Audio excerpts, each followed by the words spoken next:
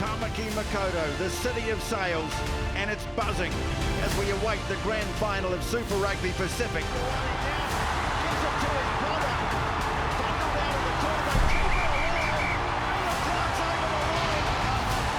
Tutu gets it away and the shot's on!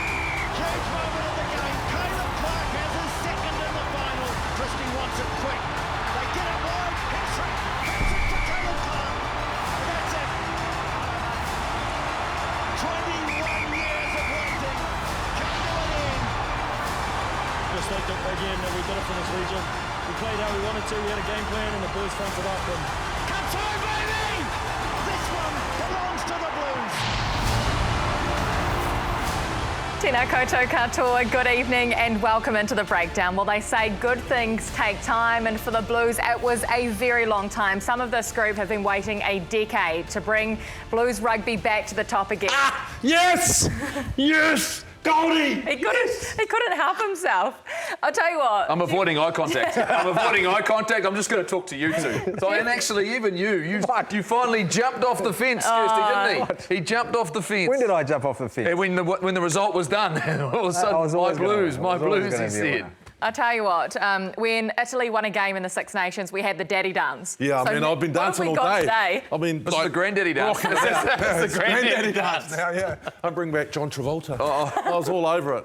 Yeah, how good. How do you feel today, JK? Now that it's actually sunk in, that the Blues are back on top, they are kings of Super Rugby once again. It has been a long time coming, and as we've said, so many of these players, the Aketas, the Daltons, the Paddies, they've been a part of this environment for such a long time.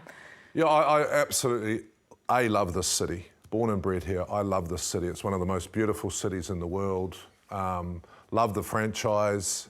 I failed trying to do what they did last night. There's a lot of great coaches, including you, Goldie, Joe Smith. You know, there's a lot of people that really cared about this franchise, and we tried our best, and it just didn't work out. So last night was like a little bit of a reflection, and then today I just thought it's great for the game. You know, I think that I felt really sorry for the Chiefs. They'll probably be incredibly disappointed. They probably felt that they didn't play their best game, which is not what you want in a final. But I just thought the last 4 weeks was some really good rugby, some interesting rugby, some not so good rugby. But yeah, I'm just really proud for the region and for the franchise. Oh, it's been a long time, isn't it? And I think, obviously hearing in JK's voice, it means a lot to a lot of people. I mean, the fact that the Blues were so dominant in the early stages of Super Rugby and then what they've sort of gone through. But you've seen it. I mean, and also there's also that element as well. Is it really? When are they going to, stop sort of playing us? And I suppose in some ways as well, they have been. They've stuck to their game plan. They absolutely stuck to their game plan. They were disciplined enough to stick to their game plan, and man, they produced it once again in the final. What will the celebrations be like, Mills? What were they like 21 years ago? What kind of state were you in on Saturday night? Oh, I can't actually remember. It's so long ago. That's what sort of state you're in. Yeah, it's probably that. But the fact that even now, like 21 years, that is a very long time. Some of these guys wouldn't even, through their fathers, Look, it's supposed to be hard work to win a title. It's supposed to be. Now, we've had a franchise that has played really well for a long period of time, the last 6 years in the Crusaders. And they didn't make it, they made it look easier than it probably was.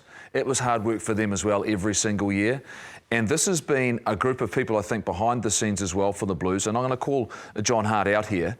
He put himself back into the fold with that group to try and establish this resilience and toughness he felt they needed to get a result to win a Super Rugby title. It took them a while to maybe get the players on board. It took a while to maybe get the coach just to get them that little bit further. And that was what Vern Cotter had done. Liam McDonald had a great tenure with them, got them to a point, but he couldn't quite get them that step further. So all of this working behind the scenes, and the credit to these group of players who committed to them.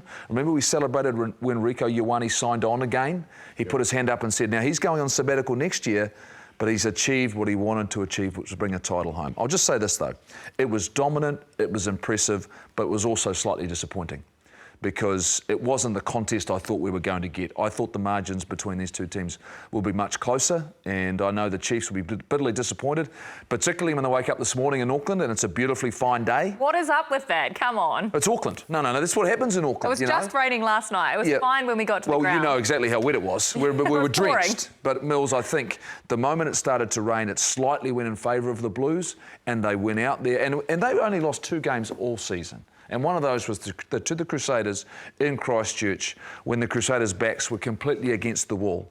And they probably didn't even give themselves a chance to win that game. So ultimately, they are the best side in this competition. That's why it was so intriguing during this final throughout the whole week, because you had 2 different styles, 2 very different styles. If the Blues got sucked into playing the Chiefs sort of style, the expansive, I think they would have got skinned. The other way around as well, if it went to slow and sort of battering up the Blues. And that's why, during the week you couldn't actually really pick what was going to happen. And I think, even though everyone knew what their game plan would have muscled up, and they still had to go out there and implement it. And that's what really impressed me. I agree with Goldie. I think one of the most disappointing things when I got back was how broken the whole region was, and I think Hardy's done an amazing job in bringing that back together. Everyone seems to be working in the same direction. I'm actually seeing it with the whole Super, all the franchises.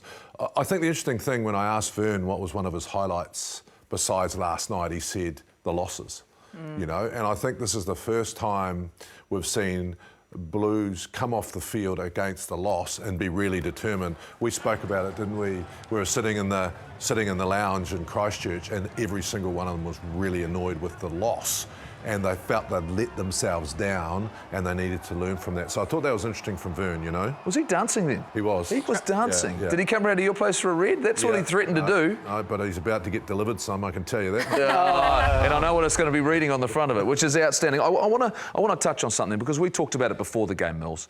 Defence wins championships. Yeah. And that's what the Blues have done this season.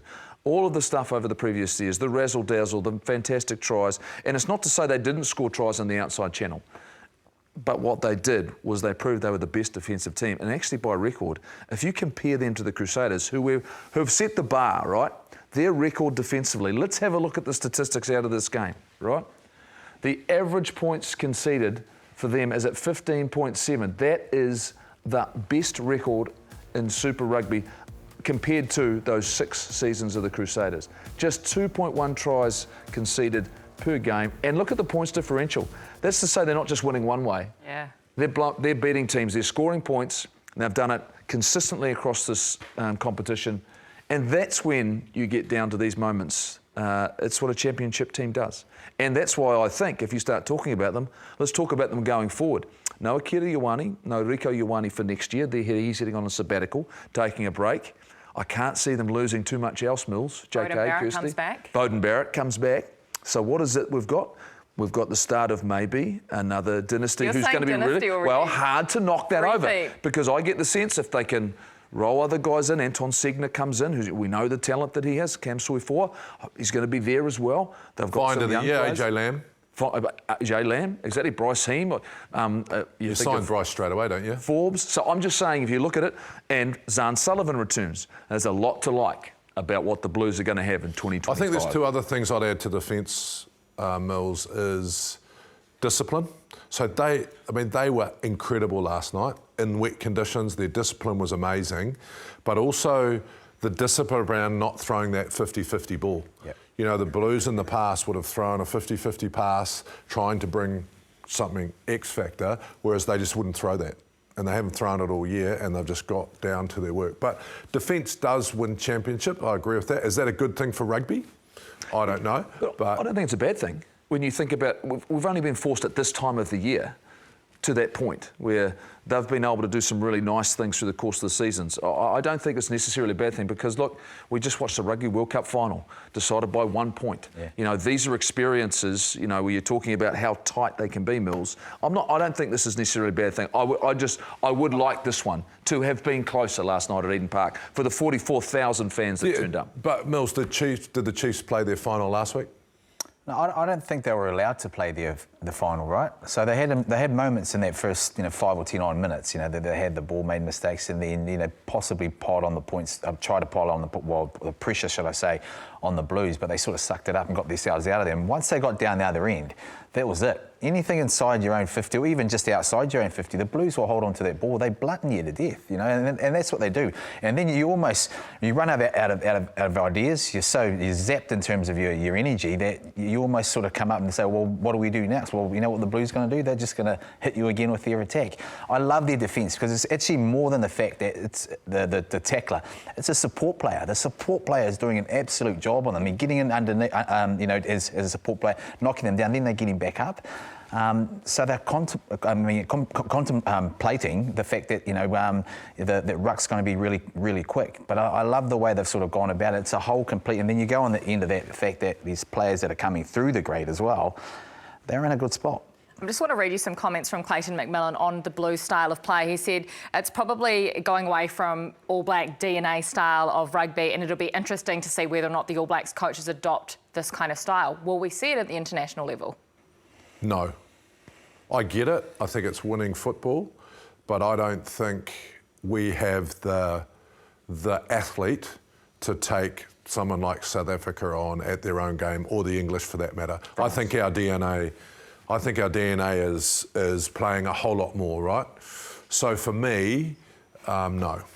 It's not our competitive advantage against the rest of the world, but the Blues have used it perfectly in this tournament, up against the opposition that they are playing, and I think it's very specific to that. I mean, let's be honest, I don't remember Harry Plummer. How many times would he have passed the ball in the game last night? Because that wasn't the plan, I thought Stephen Perifeta had a great job at fullback of covering the backfield. He carried it back, and he just kept heaping more and more pressure on. So, to your point, I think it's not going to be reflective of how the All Blacks will want to play going forward. But it's nice to know you've got some players who have the mindset, if they have to roll up their sleeves and go, you know what, it's a tight game, and the conditions come down and you go, well, we can't do this.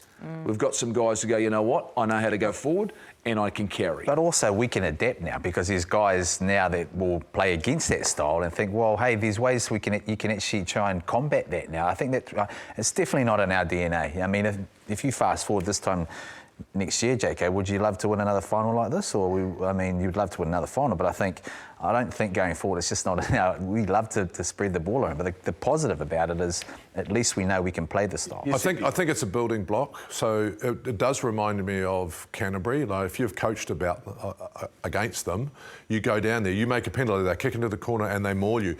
They also learnt to play way more expansive, right? Because they have a confident go back to. Yep. They'd play their style of football, but then when they got to put under pressure, they kick it to the corner, pick and go, and score when they needed to. So I think it's a good thing to have. I think it'll be the start of what Vern will build, and he'll build on that to be a bit more expansive. The other thing I want to talk about in this Super Rugby is actually the jobs that the referees have done. I think they've had an outstanding season. I think Polly's done a great job with the New Zealand refs. Last week, I thought if the Chiefs had a loss, there would have been a disaster, because I thought there were some really bad calls last week. But that was one out of the bag. And I thought last night, although he probably didn't have a lot to do, Goldie, because it's a pretty easy one to ref, but the referees this year, I think, have got into the spirit of the game, and that's been part of a better product. Yeah. I couldn't agree more. You've said it perfectly there. I can't add to that, to be fair. I just want to touch on a player you mentioned, Harry Plummer. Beautiful moment after the game between him and his father, who was the physio. But you said defence wins championships. We know international tends to too. Is Harry Plummer ready to step up to the international arena? Well, I think he's got to be in the conversation. And I think he's got to be in the conversation because he also covers 12. I think with Bowden coming back, he'll probably be in the conversation, but I don't know if he'll make it. Perifeta at fullback. He wouldn't have been playing at 10 if everyone's fit. Yeah. He would have been playing at 12, because Zane Sullivan would have been playing at fullback, Stephen Perifeta would have been playing at 10 for the Blues. I can almost guarantee that. He ended up being there by necessity, and then all of a sudden he got into a great rhythm of the way they wanted to play. Now, should he be in the conversation? We shouldn't ignore him. We shouldn't ignore the fact he's gone out there in a final and kicked 7 out of 7 and delivered the game plan, really calm. I thought all the things you like to see out of an experienced player, you saw from him.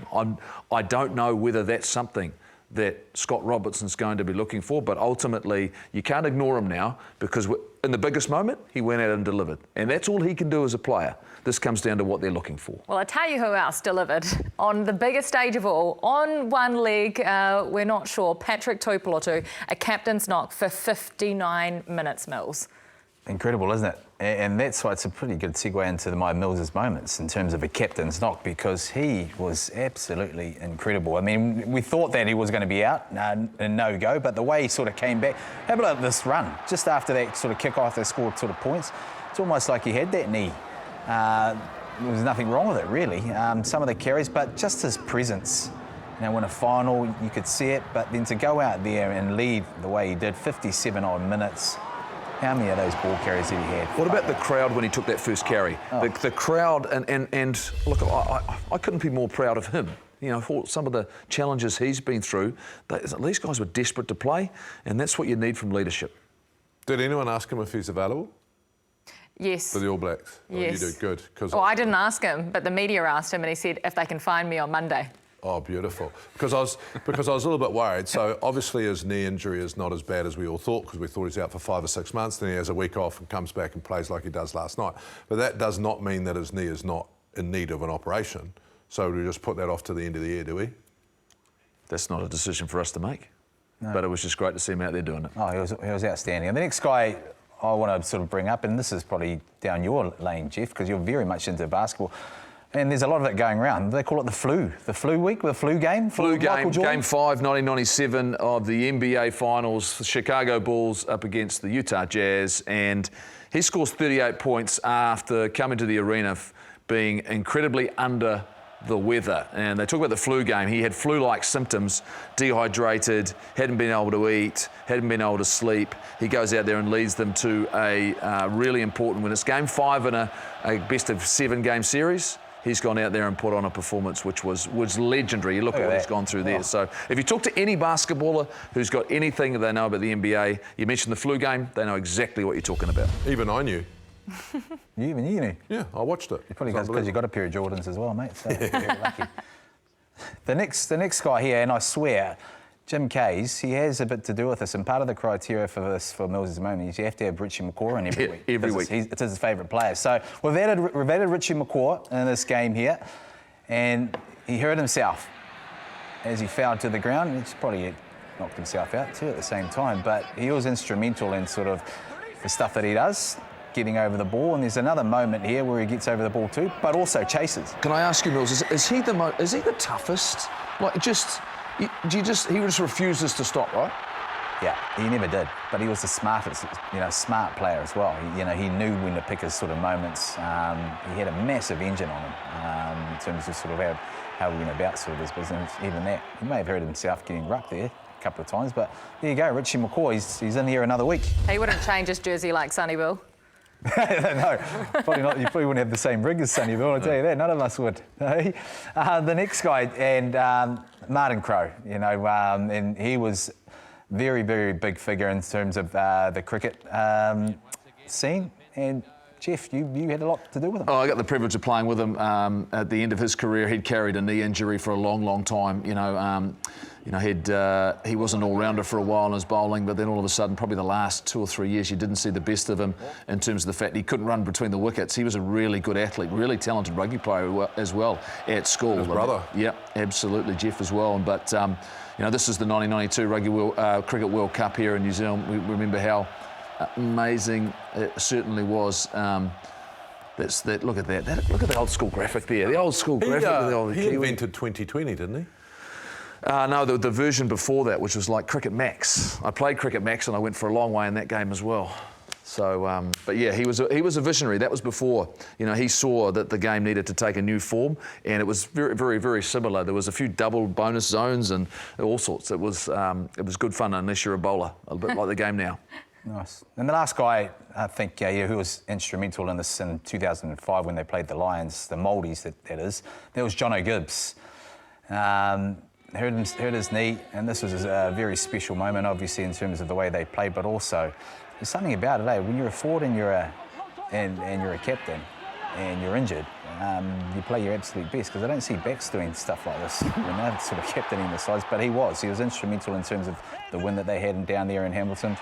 Obviously his line-out ability, but it's a special team too, because they come together, the trainings probably aren't similar in terms of their structure and the way that he brought that team together. Can I just say, when your captain does it, and these are all the captains, there's all those leaders, when your leader does it, it has so much speed, it has so much more weight when it's your leader who's fought through, because they've got so much other stuff going on, but that's why they're the captain, that's why they're the people that have to lead their sides, right?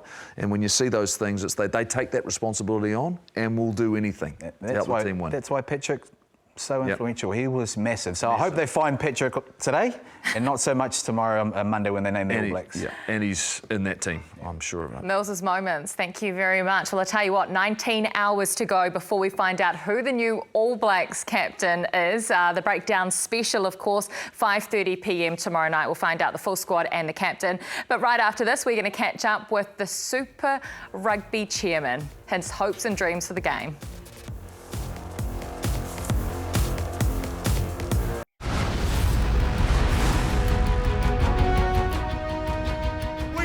Close to kick-off. How's it going to go? Your Blues going to get it done? Yeah, mate. Blues all the way. Oh, jeez, who's going to be the man of the match, mate? Mark Talia. Mark, my cousin, Mark Talia. Iron Super Fizz. She's going to serve it to them. Oh, he's going to serve it all right, yeah. 21 years, it's going to finish tonight. The drought's It will be tonight. It will be tonight. If you're Clayton McMillan at the moment, what are you saying to the lads in the show? Just keep to your processes. And just give the ball to Damien. No, bro. You're not saying that, bro. You're not saying that. Nah. Auckland, they always falter. Always falter. How good is this, mate? Is that sweet as? Could it be sweeter? Just proud of the boys. Hell of a game out there. Credit to the Chiefs, they brought it to us, and we were able to keep them out, and players like this make us special.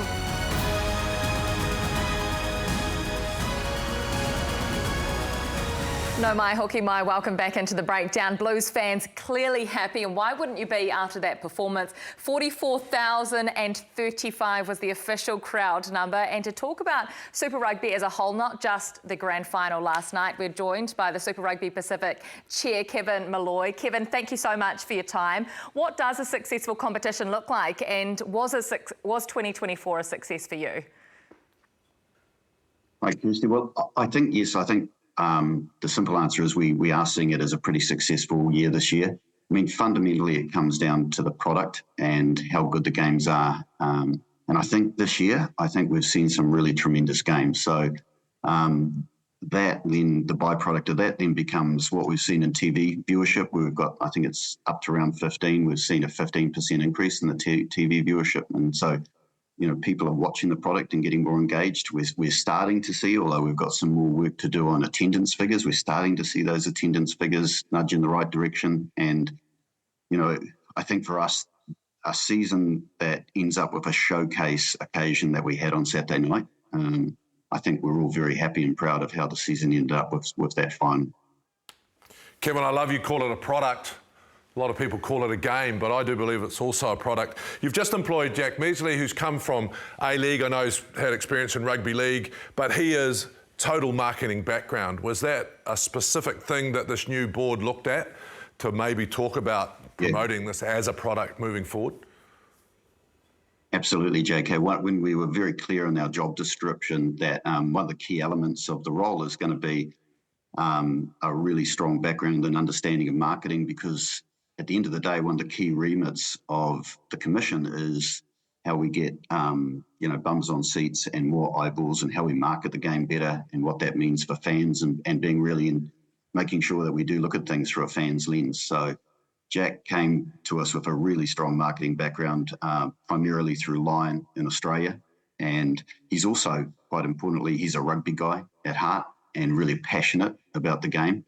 So we're really excited. I'm especially excited to have him start on July 22nd. And the great thing for us is that'll give us somebody who 24/7 is going to be focused on this competition. and how we can make this competition, a world-class competition.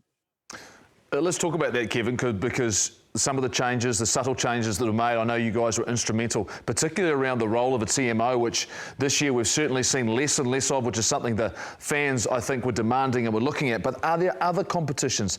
Are there other things around the world that you've noticed that you think are critical to the success of a tournament, and what could apply to Super Rugby? Yeah, I think we have looked around the world at some of what we would regard as some of the best competitions, and I think there's some key elements. One of them, we've looked at a consistency. I think if you keep changing and swapping your competition all the time, you're just going to confuse your fans. And if you look at competitions like the EPL, it's pretty standard year in, year out in the way that operates. And the other element, it sounds simplistic, but just almost looking at every decision that we make through a fan's lens. And how would the fans look at this? And is this going to mean that we're going to be better able to engage people in the game? So, and if we have a look at the best competitions around the world, I think that's how they approach their competition and how attractive they can possibly make it for fans. Kevin, I want to talk a little bit about that, because Super Round's going to look totally different, next year, given that we're not in Melbourne. You're probably not going to get the financial backing that they sort of had from Victoria. What sort of innovations are you going to sort of look towards, next year to make that sort of fan-centric and really build on a different venue? Yeah, it's not just Super Round Mills, to be fair. We've got a big couple of weeks coming up, because we're obviously looking at Super Round in the context of the draw for next season. We're dealing with an 11-team draw. So how do we think about that in how we manage our buys? How do we think about that in afternoon footy, Sunday footy? How do we think about that in the context of Anzac Day, for example? And so, and Super Round is certainly one component of that. But as I say, we've got a couple of big weeks coming up when we're looking at the draw for next year. And it's complicated with the draw because there's all sorts of factors that play into it. But I think we can do a better job of tweaking it a little bit more, and again, being a little bit more fan-centric. I love that. Fan-centric for me is fundamental, because they, at the end of the day, pay all our wages. But one thing that has frustrated me in the past is something you've already mentioned, Kevin, and like it was Super 18, it was, if you top your pool, you get a home semi, which I never agreed with. You've been forced into 11 next year, but what do you think the future is after that, the year after? Are we going to have a Super 15 and you're in or you're out? Because we can't have teams pulling out through it, because it just confuses the situation. So what's your ideal situation after next year, where we know we have to have 11? Yeah, well, that's a big meaty question, JK, and we've been just recently focused very much on 25 because of the complications of the 11-team draw. I'm very keen to get Jack in and get his feet under the table. As I say, he starts on July 22nd. He is going to be fundamental to helping develop and drive the new strategy that we have for 26 onwards. We need to sit down as a board and go, how do we want this product to look longer term? And there's a lot of factors that we're going to have to take into account. 26 onwards is going to be the start of a new broadcast deal. So what does that mean for us? How do we want this product to look, not just in the short term, but what do we want Super Rugby to be by 2030, for example? And those are really good, meaty, strategic issues. And it's really important that Jack's at the heart of that, working with the board on that. So pretty soon after he started, we'll be sitting down and trying to address some of those issues. In some ways then, Kevin, I'm assuming then there will be a little bit of a clean slate in regards to that opportunity in 2026. But the one thing, if you talk about fan-centric, they'll talk about competitiveness, the opportunity for teams to get better. I think you would have to look at this year's competition, and there were 4 clear teams that were better than the others. We had a quarters, semis and final, but the quarters were almost a predictable outcome. When you look at that, are there all of those things that have been talked about, draft systems, trading of players, overseas eligibility, all of those things, will they all be on the table when you start talking about this competition going forward? And how quickly can you put that in place? I think the first answer to your question is yes. I think the whole point of the commission and what we're trying to do now is to have a forum for those discussions. And so, all of those things are going to be on the table, and they're going to be really good discussion points for us. So we'll definitely be looking at anything that we think can enhance the competition. Now, at the end of the day, we are primarily, we're reasonably limited in our remit. I mean, we're about bums on seats and marketing the game and eyeballs. A lot of the really key decisions will ultimately have to go back to the unions. They're the shareholders and the stakeholders, and they will have to make the final decision. But what we have for the first time is a really good forum for these discussions and a central point to have these discussions. And, if the likes of Phil Waugh and Mark Robinson and key people sitting around the table, I think we've got the right group of people to be having that discussion and ultimately thrashing these types of things out. I love how you've spoken about sort of the eyeballs, and we've certainly noticed, a lot more eyeballs on the game.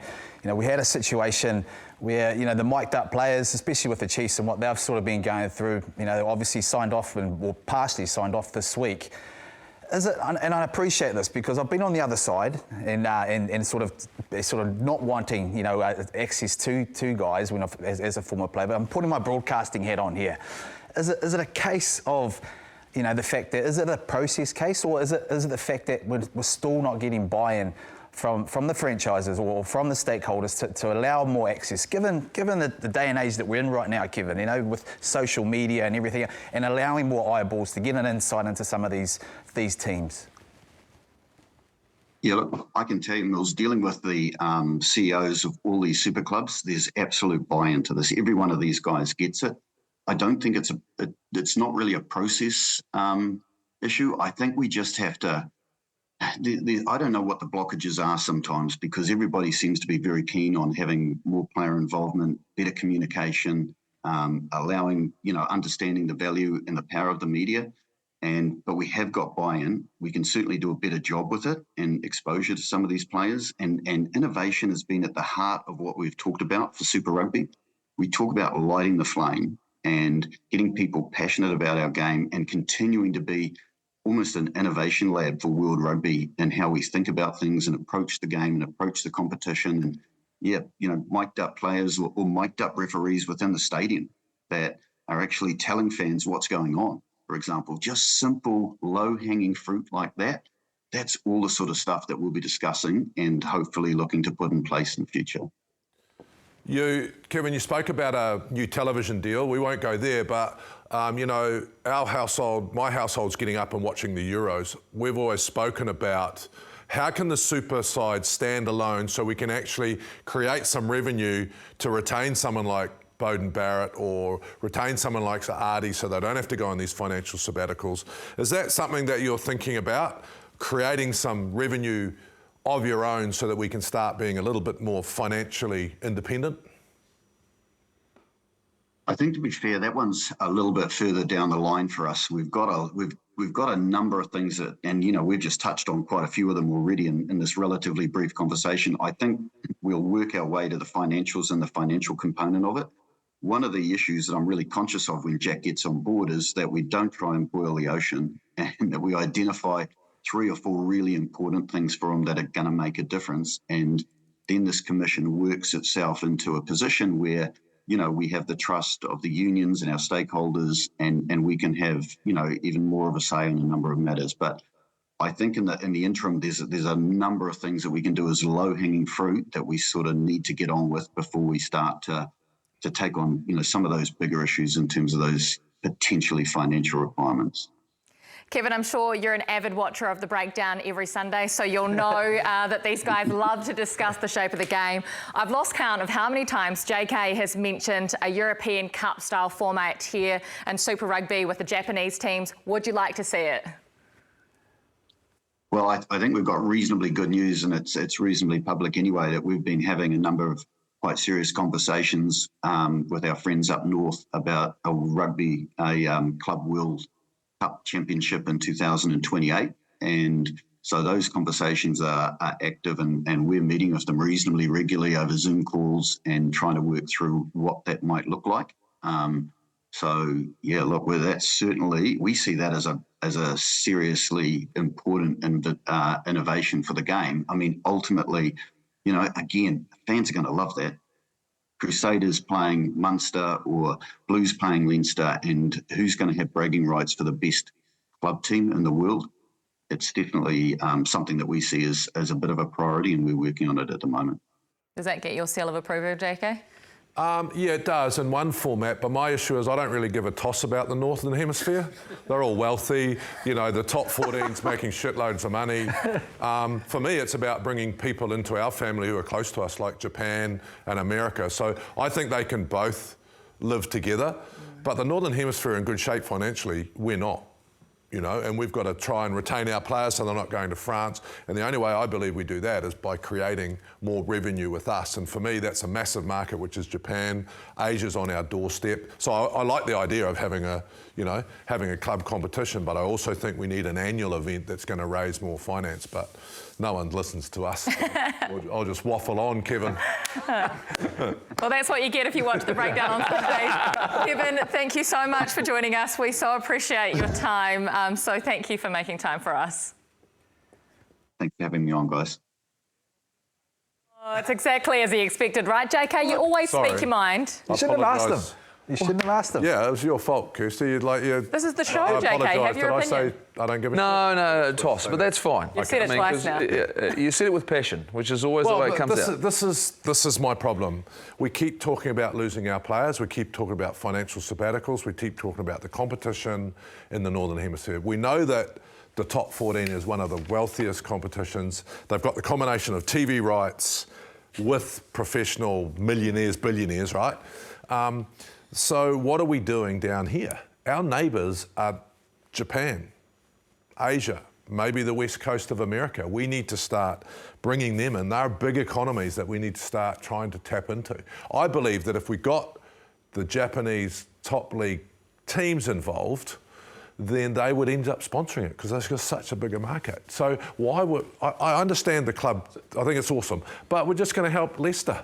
Can I say this? I think it's a great thing the commission has come about because ultimately we've got someone now who's solely focused on marketing, and you've talked about the new CEO, his focus and expertise comes from marketing.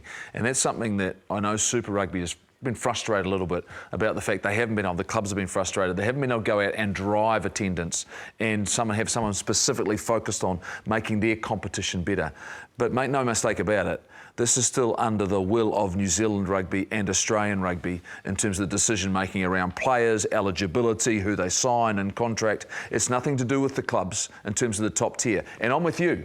So this is what I'm just saying. I support you as the fact, and that's why I asked about the drafting and the players moving around, because at the moment we're still a development competition. I'm sorry. Do you know if you breathe 4 or 5 times through your nose, your anxiety comes down? No, because I like anxiety when it comes to this sort of stuff. I'm breathing 4 or 5 times. Yeah, because I'm looking at talent, right? Just explain this to me, the both of you. So, what we've just been through with the whole governance stuff, you're telling me that Super Rugby... No, I'm just a question. Super Rugby now needs to go back to the 14 boards that we've just recreated to get permission. No, to get permission, but what it is in terms of the high performance model, and that's what everyone's talking about right now, and that's what I talk about. If you want this competition to be elite, world class, you have to start attracting talent from around the world to come and play in it, like Japan does. That's not a world class competition though. Nothing really compares to top 14, right? Where you've got that private equity money that's involved, that's invested, you've got ownership, you've got television rights, all those sorts of things. The ceiling you can pay players is significant. At the moment, this commission's not going to have that responsibility. Theirs is just about making the product better, make it better for the fans, which is great. We've started to see a little bit of that, right? There's innovation we've sort of spoken about. You know, the lighting show that they've had. They even have it. The drone show in Hamilton. I mean, you know, down in Dunedin, they've had various things to really promote it and pump it. I mean, look at that. Even the final after they sort of handed over. I don't think I've ever seen anything like that. You know, when you've sort of winners receive this sort of trophy. So. That side of it is, and then you look at the website, and you know, trying to, attach a sort of fantasy league type of scenario. I like the fact that they've named the teams early this year, when Wednesday. I mean, even you guys got a fright. Doesn't take much to give you a fright, does it? So that part of it is starting to really build, and is important. I think it's important they really build on that. You know, the structure of it, absolutely. But in terms of please don't bring up governance until another couple of months. But I'm talking star power. I'm talking star power. So you believe that we should get like someone Antoine like 3 Dupont. or 4 players from overseas. Yeah, Dupont, there's a great Antoine Dupont. Super Or you couldn't pay him, mate. No, but that's the thing. That's the elite. If you're talking about an elite, world-class competition, it needs to have world-class players, not just from New Zealand and Australia and the islands. It has to have players globally. If you're talking about world-class, to lift the standard. don't we just try and retain Mo'unga? Yeah, as well as, if you're talking elite. So if you're saying if we class. get enough money, we can retain Mo'unga and then we can get someone like DuPont and then we start. If DuPont's seen that, it's kind of like Instagram versus reality, really, right? I mean, if you've seen it on TV, you're like, man, that's an awesome tournament. All the lights and everything, the showboating. Hopefully that might attract him and then it might generate more money. He might come here for at least a sort of deal, but, mate, if it looks awesome and the finals look awesome and every week it looks like that, why wouldn't you want to come down? Can I ask you, Mills, am I just a pipe dream? Do you think we could be competitive financially with the top 14 or the English money? Not us alone, we won't. There's no way. I think if you create a competition that really drives interest in it. You know, what does it look like in terms of the spectacle? We've done that, you know, in terms of the model itself and, you know, even things off the sort of field. I think we can't yet, but it will take time. I believe that people are not missing the South African trip. Players may not be missing it, but other fans missing it. They might be missing a South African influence, though. And that can come in. But the travel is also possibly an issue, right? Yeah. But I think our time zones can work when you talk about Japan, but I'm just saying in terms of all of a sudden, if you want to raise the standard, you need to raise the level across the board of the players. You know, and we're doing a great job of developing what we've got.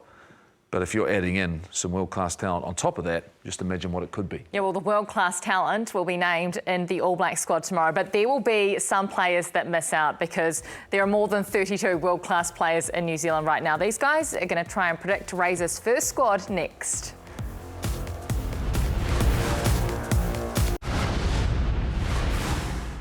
Robbie just had a way of uniting and connecting a group. He was good at visions, good selector. Spreadsheets on the wall, you know, I get lost in them. Wow, and you just look at your number and you compare, and he was meticulously detailed in getting you ready to win rugby matches. So he, like I said, he taught us to win and why we'd lost, how to keep a vision, and he was a master selector. He was awesome at selecting and bringing the right people in, from the Harley Williams for this world to, I'm trying to think of examples over the years, you know, the Ron Cribby. Yeah. Jeez, I carried him for a couple of years. He's all right, wasn't he? He, hell of a man, prototype. OK, well, we're back earlier than expected. Yeah. That Razor documentary is coming up right after the breakdown. That is the third part of the series. And tomorrow he's going to name his first ever All Black squad. It must be such an exciting time for the coaches. Tomorrow they get to ring the players and let them know that they have made it into the All Blacks. A couple of positions that are going to be harder to pick than others. I have a question for these two. When was the last... Who was the last head coach that was an All Black that is now coach of the All Blacks and picking his first team? Well, Wayne Smith was involved, wasn't he, when he was the coach of the All Blacks? How long ago was that? No, but he wasn't the head coach. He was? Oh, he was, yeah, he was. 2000. Yeah, he was. 2000, 2000. So there you go. Yeah. 20-odd years. Well, I thought the quiz was gone. Because I like Smithy because he picked me. It's gone now. It's gone now because he didn't know the answer. He asked the question he didn't know the answer to. Look, it's exciting. You're right. Yeah, it's exciting. It's exciting. I think everyone's waiting to see who he's going to put together, maybe give you a bit of an idea of how he might play Mills. But we sit here and essentially, and he said it to us in this very room, didn't he? 80% of the team was picked right at the start of the year because they picked themselves, because they've been good All Blacks for a long time, experienced All Blacks have proven they can deliver at the international level. But there's a lot of guys who are competing now with a young tier of talent that have shown that they want to wear the black jersey, and they're starting with a little bit of a clean slate. Can I just start with a couple of things got nothing to do with the selection, it's your philosophy. So, and this is how I think. Philosophy on how you play, and I think last week it was already mentioned they've decided how they want to play, so then your players go into that. But what is your philosophy towards the World Cup? Are you going to... So we've lost a lot of experienced players, but when I've written my side down, actually we're lacking quite a lot of experience because of what we've lost. So what are you going to do? Go, right, I'm going to start now, so people like Lakai come into it. I'm going to start now to get us ready to win the World Cup. You would, but I'm saying, what do you think their philosophy might be? Because it changes my selection, people.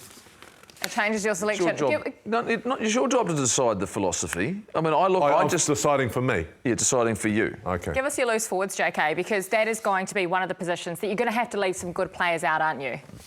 Yes. So I've got a couple of brackets and I'm going to sleep on it tonight. Brackets? You've bracketed. You've had all day to think about this. You need to name 6 people. So Sevilla, obviously, Finau, Papali'i, Sotutu, Jacobson, and then I'm bracketed Lakai or Blackadder. And I would probably go Lakai, just because I think that he's played all season and deserves it. And Blackadder's good enough, we know what he's got, but he just hasn't played enough. Have you got anyone different, Mills, or...? No, I've got similar. I've got they're basically the same. Larkai gets in there as well. I think I was tempted to actually put Sam Cane in there, given the lack of experience that we have kind of got. I'm not sort of expecting him more. When you've got 95 tests, you know, that is massive, you know. And so, you know, Jacobson, Larkai, Hoskins, Finau, Dalton, and obviously Ardi. I still think maybe also a bit later, Satiti for me, he's going to be the future too. So there's a lot to choose from, but I tend to agree with Jackie. I think Blackadder, he needs more time. I think he does need a bit. Yeah, I think Blackadder does need a bit more game time under his belt, and he won't get that if he's sort of in the All Blacks unless he's starting. What have you got different, Goldie? I haven't got anything different. I haven't, but... You got Blackadder in or out? No, I haven't got him in either. But that's pure and simply I like what I'm seeing outside of that group. And I really like Jacobson. I think his leadership, his growth, he's continuing to prove that he can play every single week. You know, he really led that Chiefs. You talked about lack of leadership. The Chiefs lost a lot of leadership when you think about no Retallick, no Weber. You know, so for me, I look at this and I go, this is a hard one. Also remembering this is only for these first 3 test matches, right?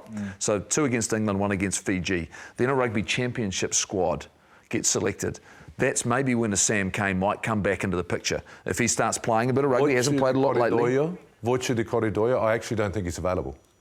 He's not. I still think he's getting his body ready. Yeah, he's still getting his body ready, but I'm talking about rugby championship. So I don't think... Yeah, no, I agree. Yeah, so I'm thinking there. And that might be when you start going, I've had a look at these guys, and that's going to be critical. Just on what you were saying, so if Blackadder does make it, does Jacobson miss out? Is he the casualty? That's the like for like for me. That's the like for me. Who misses out if Blackadder's in? The young fella, Lakai. So that's where the with intrigue... Satiti, which I agree, and Lakai, they've got time. So we've got New Zealand Māori, we've got the second 15 going away. So you go, there's time. We'll take him on the Northern Tour. I get that as well. So you go Blackadder, a bit more experience. When you look at those loose forwards, you've got Ardi, right? And how many tests has Dalton had? 20? Oh, more than that. Okay. More than that. Well, more than that. But I think the other side of it too is we're hearing that what they're going to do is there's another 4 players who they're going to bring into the training environment early in the week to get to know them, to give them some growth and make sure they've got the competitiveness they're looking at there. So there might be some of these young guys who you go, you're actually in, but we can't fit you in right now. And that's come down to negotiation. What is this? 2 or 3 halfbacks? 3.3. Definitely 3. But they've always left at home. Sometimes they go, you can't risk so on a Friday. You're leaving a winger out. And what about your outside backs then? Who are your wingers, everyone? Because this... Oh, you asked me first. Okay, Mills. No, Mills, give No, I'm not going. We don't have time for arguing. You've got a minute. I've got Telia Narawa. I think Perofeta, he for me, because I've got actually Bowden as a 10 as well, but Perofeta sits in there. And I think Clark, I think his aerial skills, I mean, Severis as well, but I think if I'm trying to pick the coaches in terms of what they're doing, and one of the things that came out is the aerial skills. I think Clark has, he's got some deficiencies in other aspects, but I think, he's powerful, good in the air, and possibly just needs to connect defensively. So no Stevenson or Love? I've got Love in my squad. I've got 4 newbies. Riccatelli's going to make my team as the 3rd hooker. Peter Larkai is going to go in. Yep, and on the back of what the Blues have done, absolutely, because he's a safe pair of hands for me. He understands his role, he executes his role. I've got Ruben Love and I've Cortez Ratama. They're the 4 guys. What about Sam Derry? And Sam Derry actually is another one. There's another, the 4th lock. And so to me, if you named a 32-man squad with 5 newbies, that's actually quite a lot. Quickly, halfbacks. Ratama, Christie, TJ Perenara. Okay. We're going to do it again tomorrow night, aren't We we? get to do it again tomorrow night. But we don't. Real people do. Exactly. By tomorrow, JK won't have players bracketed. 5:30 tomorrow, the breakdown special, the first All Black squad of the year and the first All Black squad under Scott Razor-Robertson. Cannot wait. It is an exciting time, isn't it? And we cannot wait to get some reaction from these players named for the first time and to find out who the captain is as well. Thank you for joining us. Go the Blues. Go the Blues. They're gone. We've See you moved on. tomorrow. Go the All Blacks.